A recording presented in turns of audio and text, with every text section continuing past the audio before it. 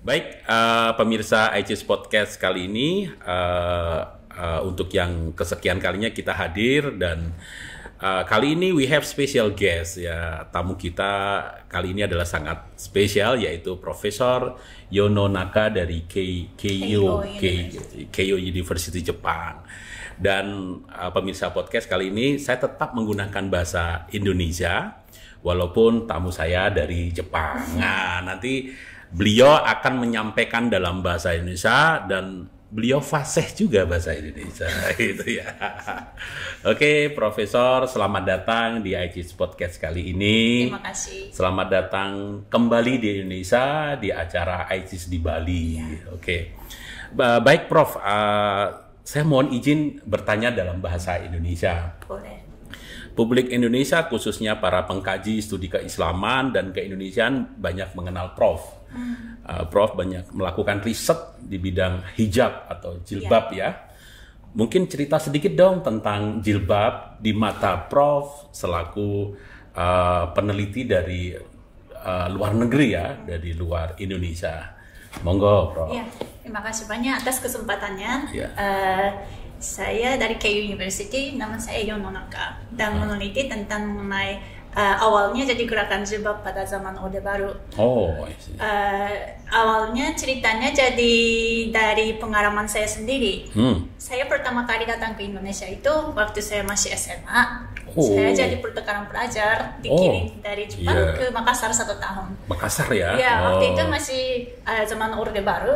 Terus saya ditetapkan di SMA 2 Negeri Ujung Pandang pada waktu itu. Terus dapat banyak teman-teman orang Muslim di sana. Jadi, tetapi yang menariknya pada waktu itu teman-teman saya khususnya kebanyakan Muslimah, tetapi hanya satu orang yang memakai jilbab pada waktu itu. Itu tahun 1991.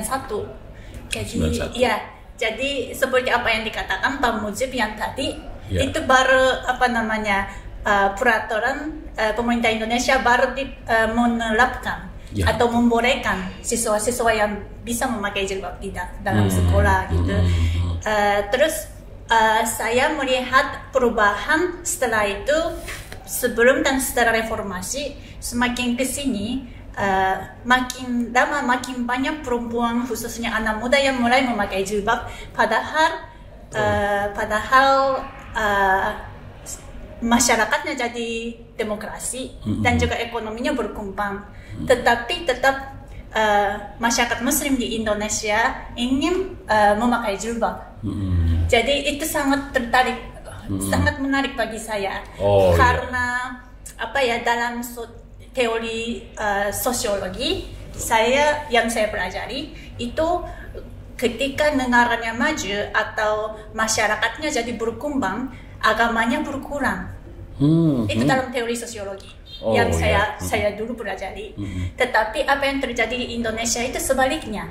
Jadi semakin kesini dalam belakangan 30 tahun ini, masyarakat di Indonesia lebih banyak yang suka memakai jilbab. Padahal dulunya belum.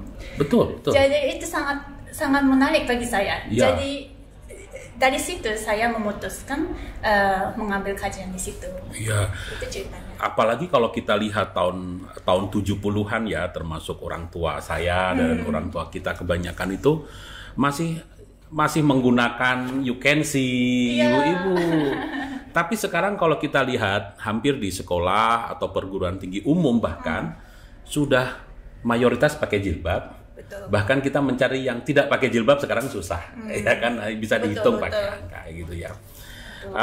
Kemudian kalau misalnya melihat ya, jadi teori itu tidak yang dilihat sekarang itu ternyata tidak sesuai dengan teori sosiologi yang ada ya. Indonesia makin maju, tapi kesadaran untuk beragama taat dengan menggunakan jilbab juga semakin tinggi. Kalau misalnya menurut Prof, kenapa ini unik ya? Atau kalau mungkin Prof sudah pernah keliling ke beberapa negara, ini hanya terjadi di Indonesia saja atau di beberapa negara Islam khususnya?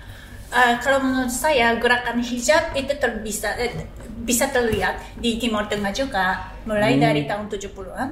Jadi mereka lebih awal. Oh, dibanding Timur Tengah ya? Ya, Timur Tengah lebih awal. Terus juga bisa melihat kondisinya. Jadi kalau di Malaysia misalnya ada dakwah movement juga di sana. Oh. Jadi iya.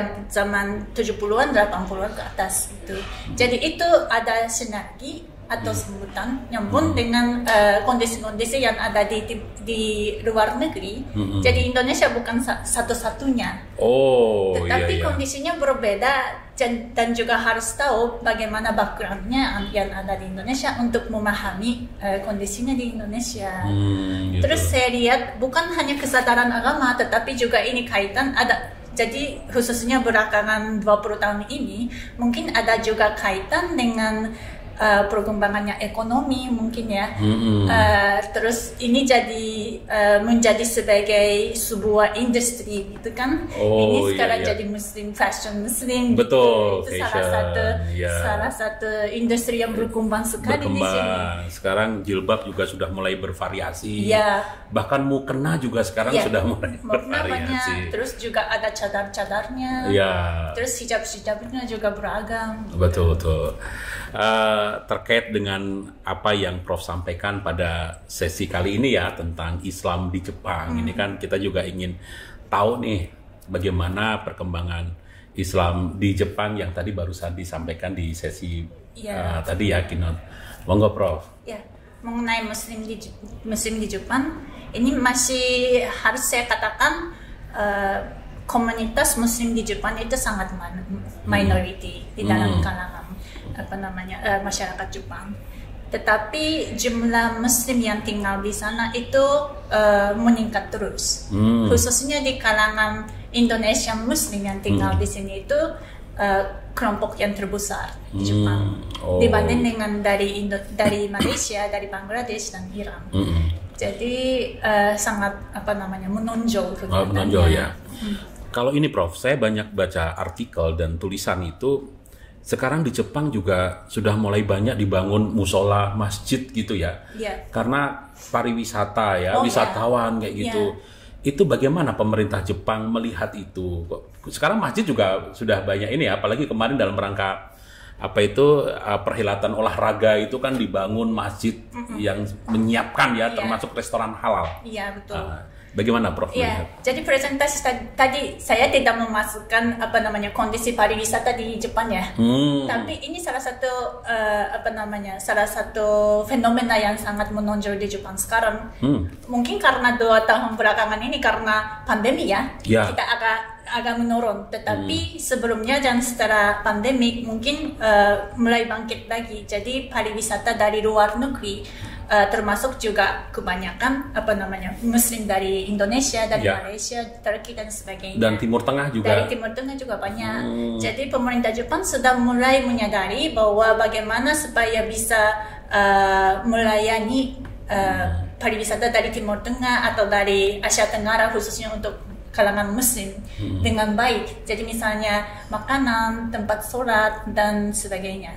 Jadi di pemerintah Jepang mendorong industri pariwisata termasuk restoran-restoran, hotel, dan juga public space seperti stasiun, bandara, dan supermarket yang untuk membuka tempat sholat untuk mereka. Oh, termasuk restoran halal dan lain sebagainya ya.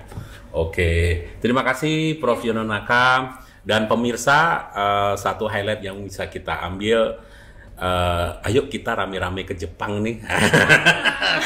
Ditunggu kedatangannya. Nggak susah cari musola, nggak susah nyari masjid, dan restoran-restoran halal juga sudah mulai banyak. Baik pemirsa ICIS Podcast, demikian dialog kita dengan Profesor Yononaka dari Keio University Jepang. Terima kasih Prof atas kehadirannya. Terima kasih banyak Prof. Ya, dan jangan pernah bosan untuk kembali ke Indonesia lagi ya. Oke, terima kasih. Assalamualaikum warahmatullahi wabarakatuh. Dadah.